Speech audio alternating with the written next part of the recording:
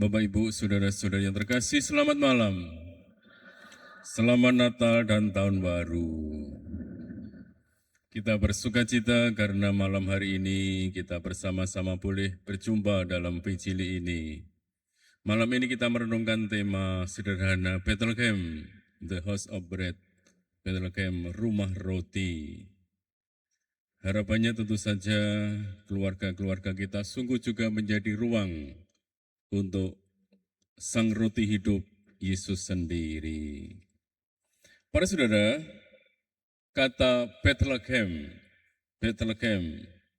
sering kita dengar sebagai apa? Bethlehem, tempat kelahiran Yesus. Yesus lahir di Bethlehem. Namun secara harfiah, Bethlehem memang berarti rumah roti, Bethlehem. Dan nampaknya ini bukan sebuah kebetulan, ya, Bethlehem, ya. Yesus yang lahir di Bethlehem kelak juga akan berkata, Akulah roti hidup. Ya, bisa di slide-nya dimajukan. Ya. Akulah roti hidup. Ya. Artinya apa? Artinya sejak awal hidup Yesus adalah hidup yang dipersembahkan, dipecah, dan dibagikan bagi dunia. Ya. Inilah kata Bethlehem, ya, rumah roti, dan Yesus memang mengatakan, akulah roti hidup. Ya. Maka sebenarnya lewat renungan malam hari ini kita diundang untuk merenungkan dua hal ini. Ya. Pertama, apakah rumah kita itu sungguh menjadi rumah roti? Ya.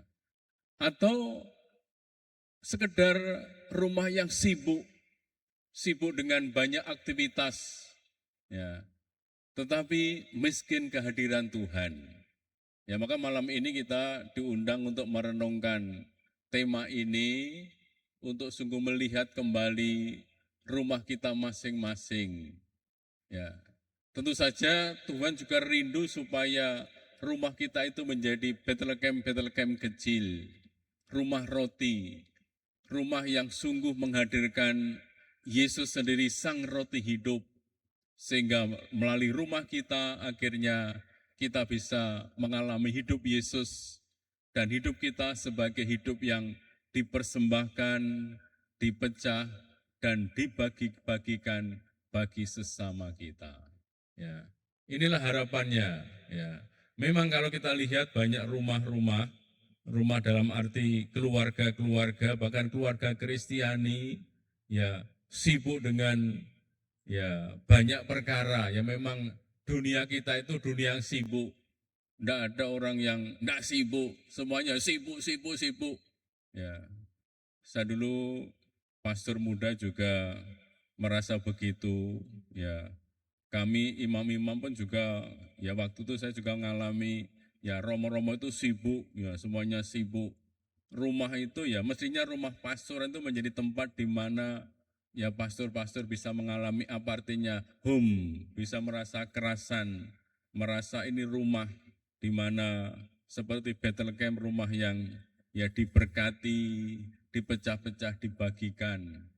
Tapi ya karena waktu itu tugasnya banyak, ya romo-romo itu tugasnya banyak semua, lalu kemudian ya rumah itu seperti hanya seperti apa tempat singgah, ya keluar masuk, ya sibuk di mana-mana, lalu kemudian keluar, ya masuk rumah pastoran, istirahat, makan, istirahat, nanti kembali sibuk lagi, sehingga kurang adanya sebuah perjumpaan hati. Bisa jadi kita pun juga mengalami rumah kita itu juga apa? Ya hanya tempat seperti, ya bukan tempat yang mengkerasankan, membuat kita hati dengan hati ketemu untuk sungguh berbagi kasih, berbagi cinta. Bisa jadi ya suami istri sibuk dengan pekerjaan, anak-anak juga begitu, sehingga rumah kita lebih pada soal ya kegiatan-kegiatan aktivisme, tidak sungguh mengalami kehadiran Tuhan. Maka kita malam ini merenungkan apakah rumah kita itu sungguh menjadi rumah roti. Ya, rumah roti menjadi Bethlehem kecil, atau hanya sekedar sibuk tetapi sungguh miskin kehadiran Tuhan sendiri. Ya. Next ya. Nah, Bethlehem kita lihat ini rumah yang sederhana, ya, bukan istana, ya. Mungkin kita juga bertanya, Yesus Allah, anak manusia, anak Allah sendiri, dia punya segala kuasa. Mengapa dia lahir di tempat yang sangat sederhana, bahkan tempat yang ya tidak pantas, ya. Yesus lahir tidak di istana yang megah. Ya maka para majus ketika mencari di mana calon raja itu lahir, ya mereka pikirannya ya pasti di istana. Maka ketika bintang itu tiba-tiba lenyap, ya mereka yang dicari mana? Ya ini cari istana Herodes, karena pasti mengira, oh ini anak raja, ini calon raja. Pasti lahirnya di istana, di tempat yang megah, yang mewah. Tapi ternyata mereka kecelek. Ya, ternyata Yesus tidak lahir di istana, melainkan di palungan. Bukan di rumah megah, tetapi di tempat yang sungguh sangat sederhana. Ya. Bethlehem mengajarkan bahwa apa? Allah ternyata memilih kesederhanaan sebagai tempat tinggalnya. Tempat tinggalnya. Ya. Nah, kita bisa merenungkan dalam konteks spiritualitas kita. Ya. Dalam konteks ini kita diajak untuk merenungkan keluarga kudus adalah keluarga yang hidupnya sungguh sangat sederhana. Ya, kalau kita lihat Bapak Yosef, Bunda Maria, kanak-kanak Yesus, keluarga kudus ini sungguh hidup dalam kesederhanaan. Bahkan dikatakan ya mereka ya sangat miskin, sangat miskin. Ya, nanti kalau misalnya Yosef dan Maria mempersembahkan kanak-kanak Yesus sebagai anak sulung mereka, apa yang dipersembahkan? Hanya dua apa? Dua burung tekukur anak merpati. Hanya itu sebenarnya perkecualian bagi keluarga-keluarga yang miskin. Kalau keluarga-keluarga yang kaya, seperti misalnya Bu Ratna ini, ya mesti harus ada sapi, ya sapi yang baik, ya sapi yang ya atau paling tidak lembu, domba, ya itu umumnya begitu. Sehingga di sana ada banyak orang berjualan di Yerusalem, di Bait Allah itu, ya jualan lembu, lalu domba, merpati atau burung tekukur itu hanya kekecualian bagi keluarga-keluarga yang sangat miskin. Dan ternyata memang keluarga kudus ini ya termasuk keluarga yang ya miskin. Ya. Tetapi apa? Ya, tetapi mereka penuh ketaatan. Ya, mereka taat. Ya, mereka segera mengikuti apa yang menjadi kehendak dan rencana Tuhan. Dan mereka penuh kepercayaan serta cinta itu. Ya, jadi mereka keluarga-keluarga yang sungguh ya sederhana, penuh ketaatan, kepercayaan dan cinta kepada Tuhan. Nah, kita bisa merenungkan dari teladan ini bagaimana Yesus lahir di tempat yang sederhana ini, kita bisa merenungkan apakah di tengah kesibukan kita masih memberi ruang bagi Tuhan. Ya, maka kalau Anda kalian vigili, meditasi, adorasi, berdoa, ya sebenarnya suatu usaha untuk apa? Memberi ruang bagi Tuhan yang rindu hadir. Ya, kita baru saja merayakan Natal. Natal itu bukannya sekedar Allah hadir di tengah-tengah manusia, tetapi juga manusia yang memberi ruang bagi Allah. Ya, sebab kalau Allah itu hadir tapi manusia sibuk, hatinya sibuk, maka Allah juga tidak bisa masuk. Allah hanya bisa masuk dalam hati manusia kalau manusia itu apa? Membuka ruang bagi Tuhan. Ya. Maka digambarkan dalam malam Natal itu, ya sebenarnya Maria dan Yosef mencari penginapan. Cari losmen, cari hotel, semuanya tidak ada, semuanya penuh. Ya dia penuh. Ya. Mengapa penuh? Ya mungkin lihat, wah ini Maria Yosef kok modelnya kok ndak menjanji, kok ndak kelihatannya bukan ndak iso bayar paling nanti ya ditolak itulah, ditolak. Ndak ada penginapan yang mau menerima, yang mau menerima. Mereka menutup diri, menutup diri. Padahal apa? Tuhan sendiri rindu untuk hadir. Ya, tetapi manusia menutup diri. Ya. Bisa jadi bahwa hati kita karena sibuk dengan macam-macam perkara, kita juga seringkali menutup hati kita terhadap Allah yang hadir. Nah, maka sebenarnya Natal bukan hanya Allah hadir, tetapi manusia mau membuka pintu hatinya, membuka pintu hatinya, memberi ruang terhadap kehadiran Tuhan. Ya. Bagaimana kita bisa memberi ruang? Memberi ruang. Bagaimana kita bisa memberi ruang terhadap Tuhan yang rindu hadir? Bagaimana? Membuka hati. Bagaimana membuka hati? Membuka hati. Hati kita itu seringkali penuh enggak atau banyak tempat kosong di hati kita. Seringkali apa? Penuh enggak atau penuh hati kita itu penuh atau banyak ruang di hati kita? Apa kira-kira? Apakah hatiku itu penuh dengan macam-macam hal atau ada cukup banyak ruang? Kira-kira gimana? Kadang-kadang penuh, kadang-kadang ada ruangnya ya. Hati kita itu penuh dengan apa? Ya bukan hanya kesibukan, bukan hanya itu, tetapi juga seringkali juga macam-macam perkara, luka batin, sakit hati, kekecewaan, mangkel dengan temannya. Seringkali kita simpan dalam hati kita. Ya kadang-kadang kita kan merasa hatiku rasanya kok sumpah, kayak gimana? Ya karena hati kita itu dipenuhi dengan macam-macam hal-hal negatif itu.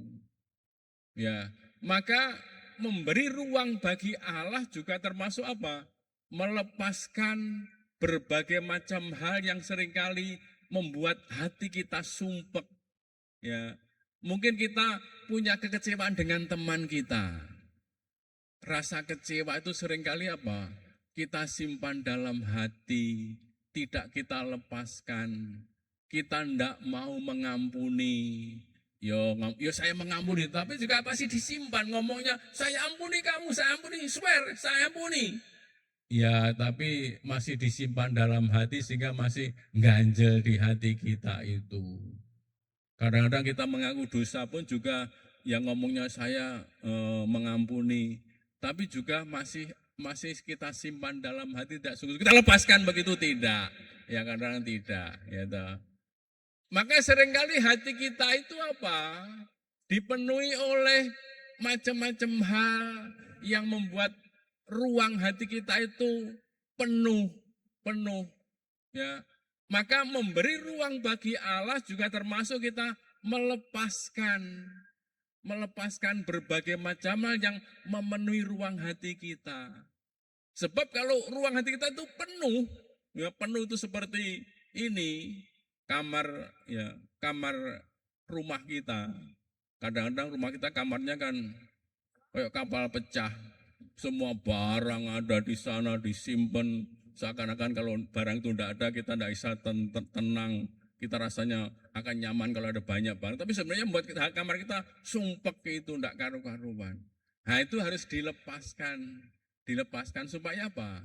Ya ada ruang. Ya makanya kita gampang mengampuni, melepaskan rasa sakit hati, kekecewaan, berbagai macam hal dongkol, iri hati. Sebab seringkali juga hati kita juga dipenuhi dengan ini macam-macam iri hati, cemburu, merasa sakit hati macam-macam seringkali menggumpal dalam hati kita. Maka ya kita memberi ruang berarti kita melepaskan itu sehingga ada space, ada ruang. Nah ada ruang itu nanti Tuhan masuk dan apa? Tuhan masuk dan kerasan tinggal di hati kita. Hati kita bersih dari berbagai macam hal-hal negatif itu. Nah, nanti kalau Tuhan hadir, kita beri ruang, nah, nanti Tuhan juga akan melimpahkan banyak berkatnya untuk kita. Maka kita pertanyakan, apakah rumah kita masih menjadi tempat doa atau hanya sekedar sebagai tempat singgah saja? Ya, karena Tuhan ingin supaya ya rumah kita itu menjadi rumah doa. Nek rumah doa, hati kita tuh hati yang berdoa, nanti juga Tuhan kerasan tinggal di sana, tinggal di sana. Maka Allah tidak mencari rumah yang besar, tetapi mencari hati yang terbuka, hati yang terbuka. Maka menjadi rumah, ya menjadi Bethlehem, rumah roti, itu ya justru seperti palungan yang nampaknya ya sederhana, tapi justru menerima, ya membuka hati, membuka hati. Ya, next ya. Nah, kita lihat Bethlehem dan Ekaristi, ya, roti yang menjadi hidup. Ya, Yesus lahir di rumah roti dan seluruh hidupnya berpuncak dalam Ekaristi itu. Ekaristi itu. Maka teks ini ya Yesus lahir di Bethlehem, ya di palungan, itu tanda nyata Ekaristi. Sejak awal Yesus sudah melihatkan dirinya sebagai roti, sebagai Ekaristi itu. Ya, ini digambarkan oleh teks ini, ya teks ini, ya sudah sejak awal Yesus itu melihatkan diri sebagai Ekaristi, roti hidup.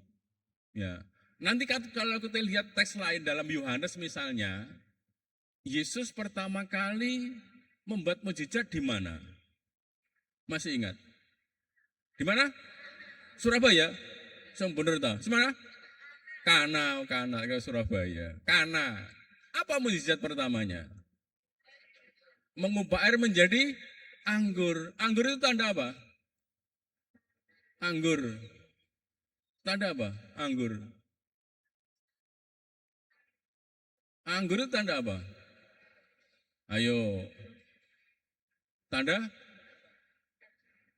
Sukacita. Ya, sukacita. Selain tanda sukacita, tanda apa? Kalau kita setiap hari merayakan Ekaristi, Ekaristi apa? Materi yang membuat Ekaristi terjadi apa? Roti dan anggur. Bahan Ekaristi itu roti dan anggur.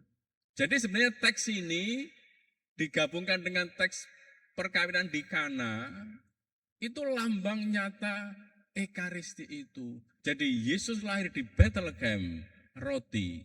Yesus memulai karyanya pertama kali, mujizatnya mengubah air menjadi anggur. Jadi roti dan anggur itu adalah tanda nyata Ekaristi itu. Jadi mau diperlihatkan bahwa Yesus sejak awal hidupnya sudah memperlihatkan diri sebagai Ekaristi, roti hidup, roti yang diberkati, dipecah-pecah, dibagikan untuk dunia itu. Maka dalam Ekaristi roti itu apa? Diambil, diberkati, dipecah, dan dibagikan. Ya, dibagikan. Nah, hidup kita sebenarnya juga begitu. Pola hidup kita, pola hidup keluarga Kristiani, sebenarnya juga kita hidup yang menggambarkan Ekaristi juga. Hidup kita itu. Maka hidup kita apa? Pertama-tama kita juga diambil. Diambil artinya apa? Kita dipanggil oleh Tuhan menjadi murid Yesus. Kita diambil dari dunia ini. Ya, sebenarnya panggilan kita ya kita diambil dari dunia. Ya, diambil dari kegelapan dunia. Ya, dipanggil menjadi murid Yesus.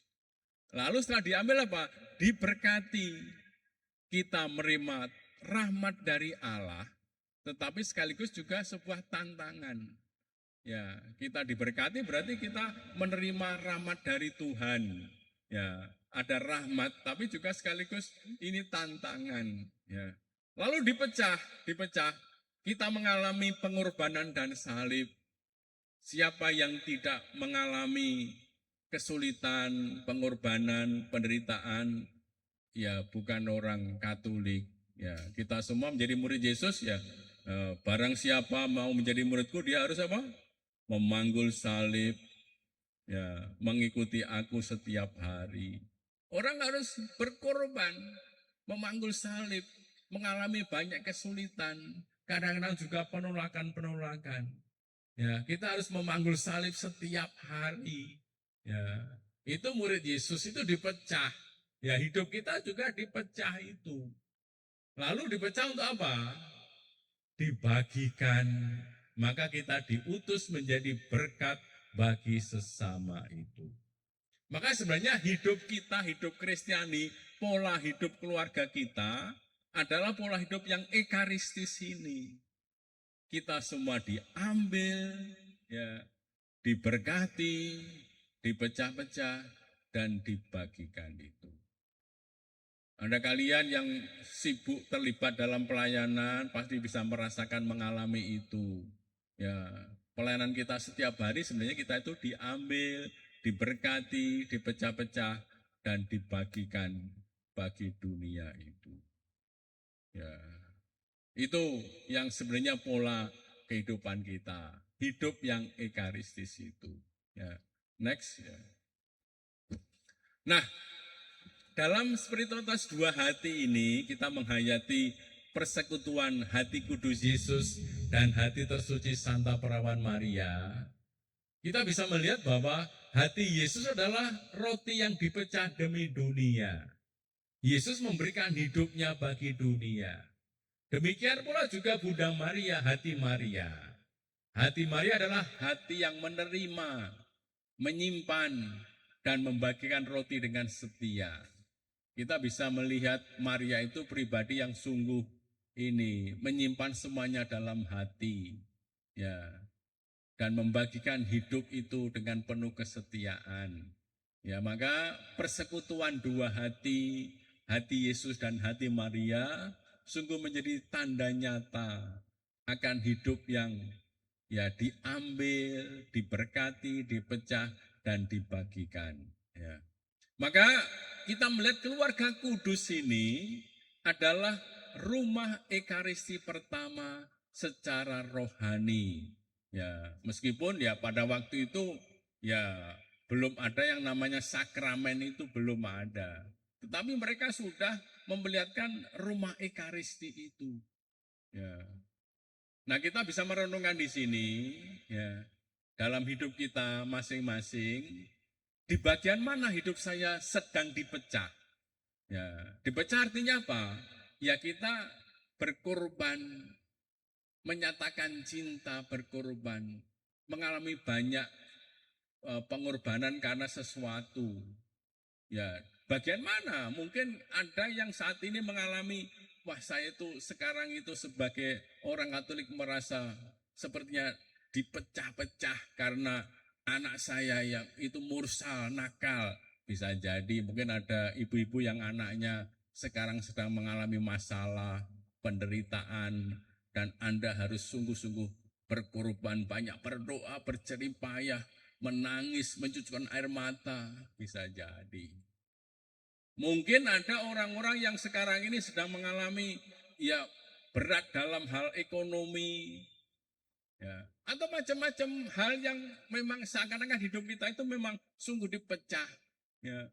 Mungkin ada ibu-ibu yang sekarang ini suaminya lagi tidak baik-baik saja dan ibu menderita karena itu, harus berkorban berjuang. Ya.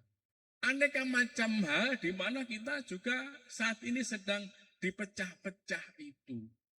Kita harus mengalami hal yang tidak enak, harus memanggul salib penderitaan. Ya bisa jadi. Ya, maka kita bisa merenungkan ya memang itulah hidup kita. Hidup Kristiani. Ya. Lalu dari hidup itu apa? Apakah saya masih bersedia meskipun saya sendiri juga menderita, mengalami banyak pengorbanan, hidup saya juga tidak baik-baik saja. Tetapi apakah saya masih bersedia menjadi roti bagi orang lain? Apakah saya bersedia untuk dipecah dan dibagikan bagi orang lain? Ya. Ini pertanyaan-pertanyaan pribadi yang bisa kita renungkan dalam kehidupan kita itu supaya akhirnya kita nanti bisa sungguh menjadi ya Bethlehem kecil yang menjadi roti hidup ya bagi orang lain. Ya. Next ya. Nah, kita lihat Bethlehem dan keluarga menjadi rumah roti bagi sesama. Ya. Rumah roti bukan tempat menyimpan roti untuk diri sendiri, tidak. Ya. Tetapi apa? Menjadi tempat membagi roti. Membagi roti. Ya. Maka keluarga Kristiani dipanggil bukan hanya untuk bertahan hidup. Ya. Tidak. Ya. Kita menjadi keluarga Kristiani justru apa? Hidup kita adalah untuk memberi hidup bagi yang lain. Ini panggilan kita. Panggilan kita. Menjadi hidup bagi orang lain. Ya. Bagaimana kita bisa menjadi roti dalam keluarga? Ada banyak hal yang bisa kita buat. Ya. Misalnya, kesabaran orang tua menghadapi anak-anaknya. Ya. Keluarga-keluarga sekarang seringkali kadang-kadang kurang sabar. Ya. Ada banyak ibu-ibu muda itu yang, aduh bagaimana banyak mengeluh ketika anaknya ya rewel macam-macam. Ya. Saya itu juga punya ponaan, ya anaknya 2 kecil-kecil, wah sambat terus yang hari sambat lagi. Ya kurang sabar ya. Ya memang belum banyak pengalaman jadi orang tua. Ya memang ibu-ibu muda sekarang itu agak sedikit apa ya? Apa sensi rentan untuk karena memang panggilan menjadi orang tua memang apa ya panggilan yang harus mau repot, mau berkorban untuk anak-anaknya karena memang ini adalah panggilan dari Tuhan. Ya. Jadi perlu sabar, perlu berlatih, perlu juga mengalami banyak kesulitan pengorbanan ini. Ya, dan ini panggilan kita, panggilan orang tua. Ya, panggilan orang tua. Dan ini sebenarnya menjadi rumah roti, menjadi roti itu ya itu orang tua berlatih untuk sabar menghadapi berbagai macam ya proses perkembangan anak-anak ini. Tidak hanya menerima yang enak-enak saja tidak, tapi menerima hal yang seringkali tidak enak. Seringkali memang membutuhkan sungguh-sungguh pengorbanan dan inilah salib dalam hidup itu. Ya. Lalu misalnya juga kesetiaan dalam pasangan. Ya, banyak pasangan yang seringkali juga ya dikhianati atau ditelantarkan. Tapi menjadi roti hidup berarti bahwa ketika orang itu tetap setia dalam macam-macam ya godaan-godaan yang dialami oleh pasangannya, bahkan tetap setia mendoakan, menemani, membawa pasangannya kembali kepada Tuhan, kembali kepada jalan yang benar. Tetap tabah meskipun ya dilukai, dikhianati, ya tetap setia. Itu menjadi roti hidup, menjadi roti yang siap untuk dipecah dan dibagikan itu. Memang ini tidak gampang, tetapi inilah ya panggilan dan rahmat Allah. Lalu juga doa dalam penderitaan. Ya, doa dalam penderitaan kita terus menjerit kepada Tuhan karena memang ya hidup itu tidak selalu gampang enak, ya, nyaman-nyaman, tetapi ada banyak hal kesulitan, tetapi juga orang tetap setia. Meskipun mungkin doanya seakan-akan Tuhan tidak segera mengabulkan, ya tetap setia dalam doa.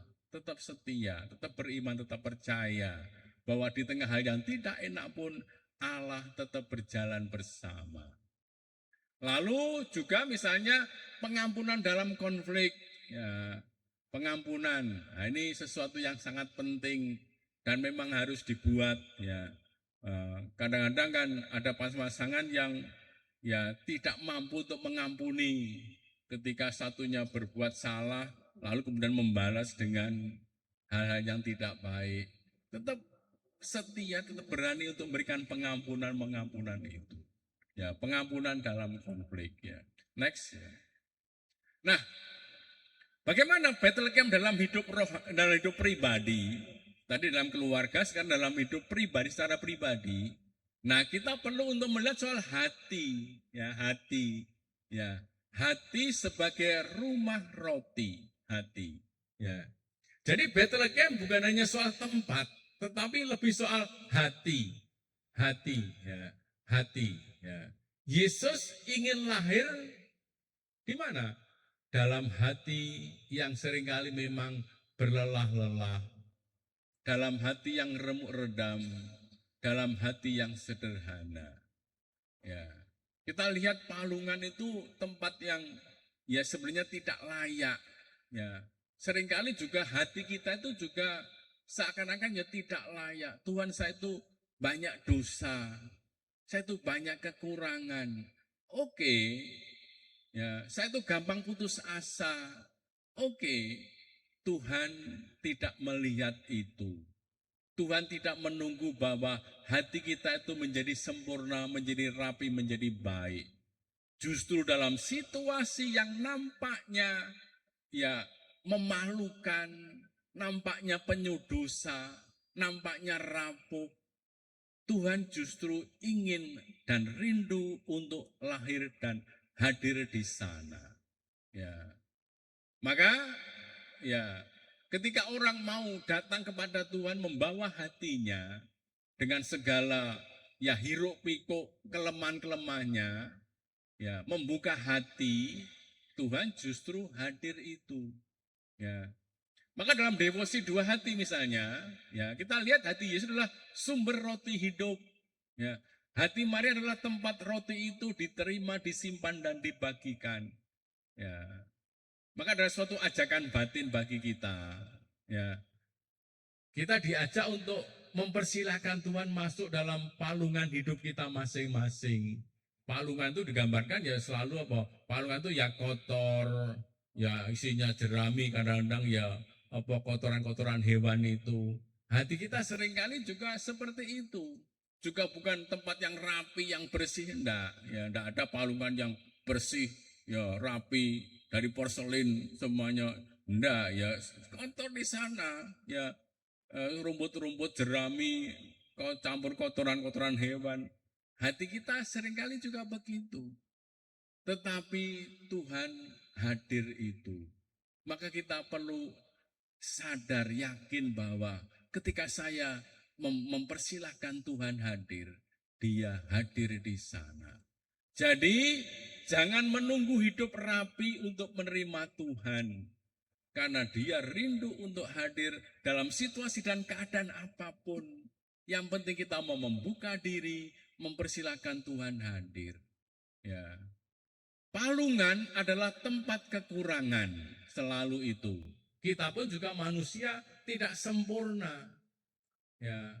Tetapi apa? Justru di sanalah Allah hadir. Ya, Allah hadir itu.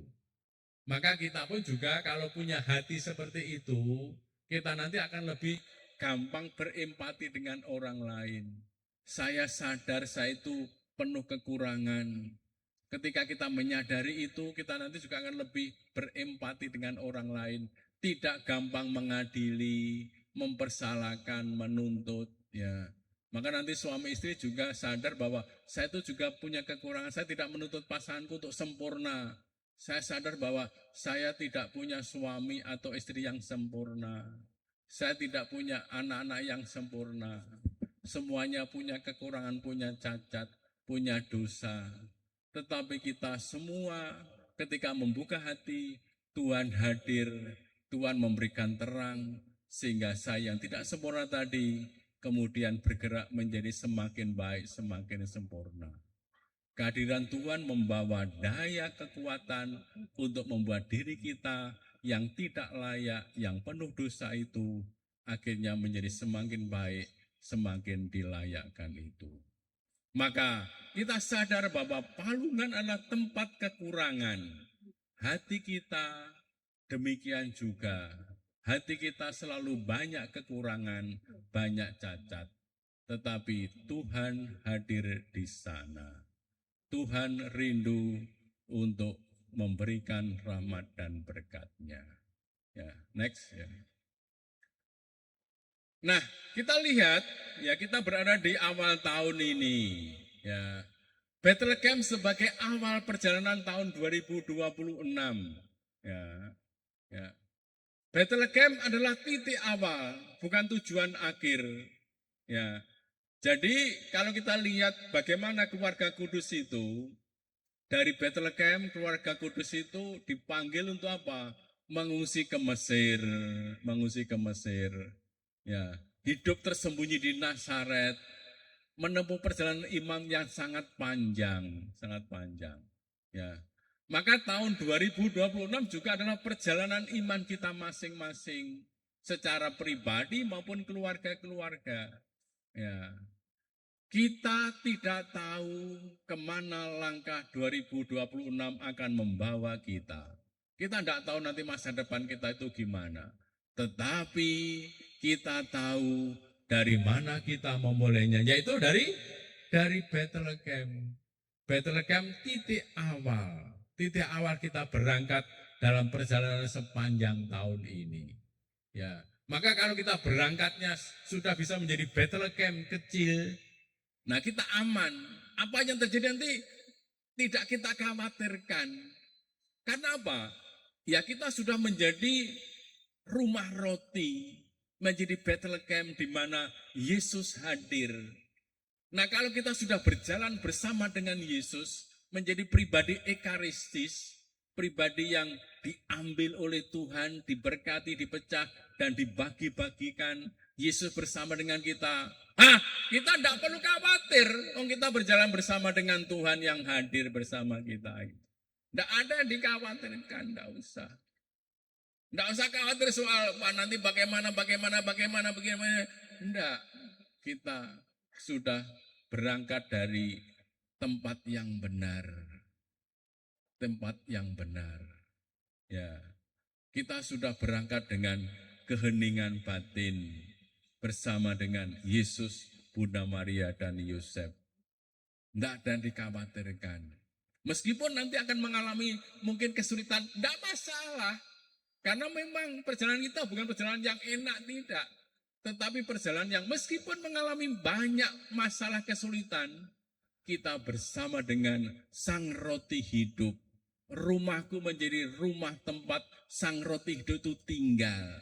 Maka pasti nanti bisa terselesaikan dengan baik. Bahkan menjadi sesuatu berkat di luar ya ekspektasi kita pasti itu. Ya.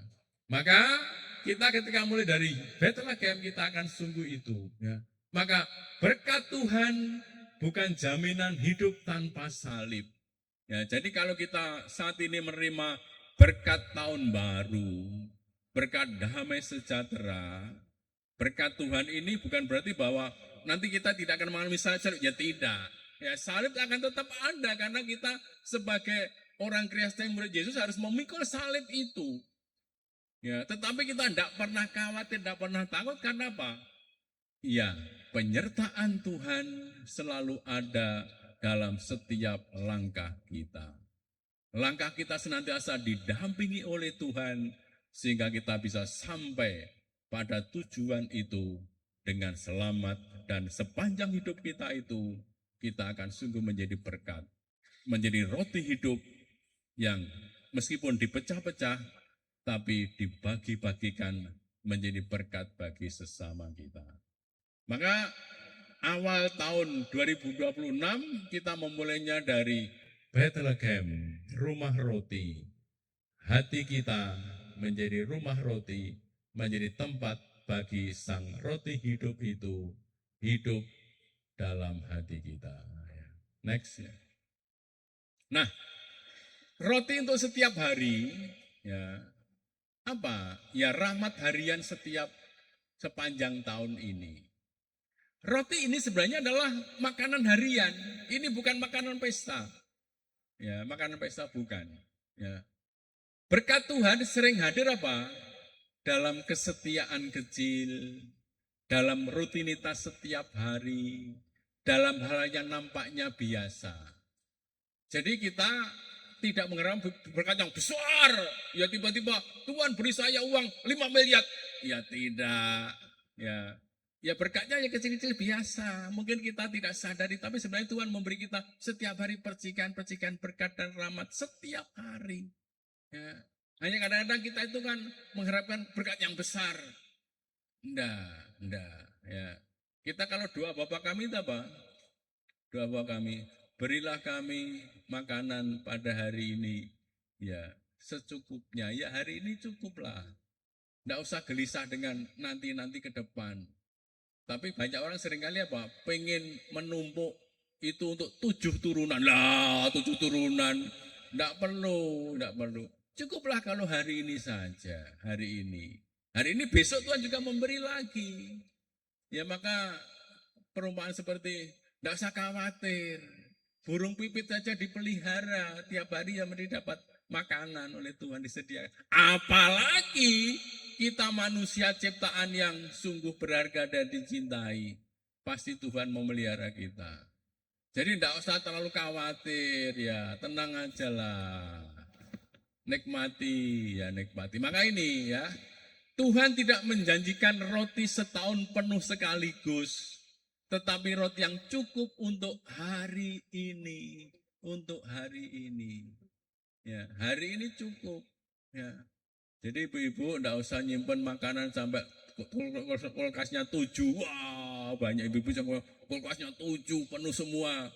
Ya, setelah 5 hari, bosok semua ya, dibuang ya banyak. Seringkali ibu-ibu gampang suka menyimpan itu apa? Numpuk-numpuk makanan. Ya, enggak usah khawatir. Mangan-mangan tenang aja lah. Kok khawatir. Belajar hidup dari rahmat harian, bukan dari tuntutan kepastian penuh. Ya, kepastian penuh. Kita harus yakin bahwa kita menikmati hidup harian itu. Maka jika kalau kita punya, ya dibagi-bagi ya, tetangganya. Itu kita terima berkat Tuhan tiap hari, kita juga membagi-bagi berkat itu. Sehingga berkat Allah itu nanti sungguh-sungguh dirasakan oleh banyak orang. Itulah artinya ya dipecah dan dibagi-bagikan kepada yang lain. Maka berkat harian itu perlu kita sadari, kita yakini dalam hidup kita itu. Next ya. Nah, Ekaristi berarti apa? Bethlehem yang terus hidup sepanjang tahun. Jika Bethlehem adalah rumah roti, maka Ekaristi adalah apa? Bethlehem yang terus hidup sepanjang tahun. Ya. Maka berkat tahun 2026 tidak hanya dimohon, ya biasanya memang awal tahun kita mohon berkat Tuhan, berkatilah kami sepanjang tahun ini.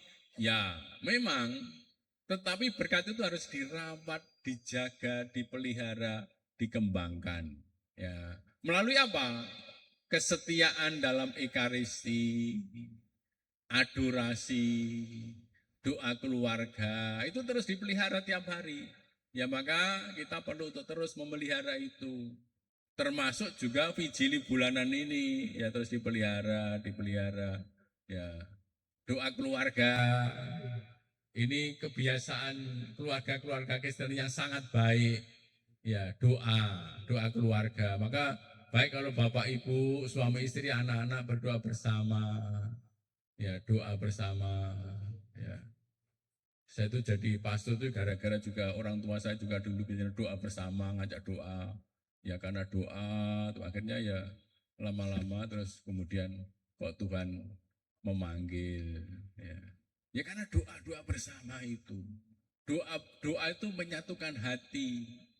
Nah misalnya Bapak Ibu suami istri sering berdoa bersama, bergandeng tangan saling mendoakan, hati dengan hati semakin bersatu, makin bersatu. Anak-anak juga begitu, kalau diajak berdoa bersama, nanti juga hati orang tua dan anak semakin bersatu itu.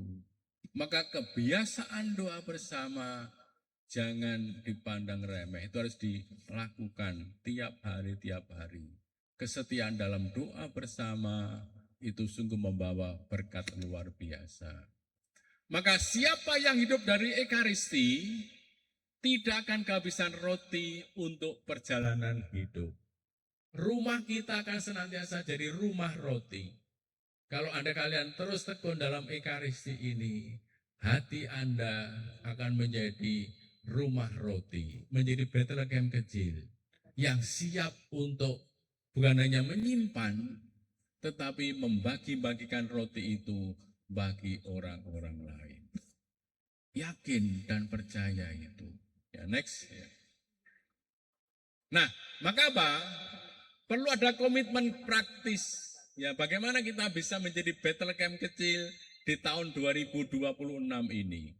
Ya, pertama, sebagai jawaban iman kita bisa membuat 3 komitmen ini. Pertama apa?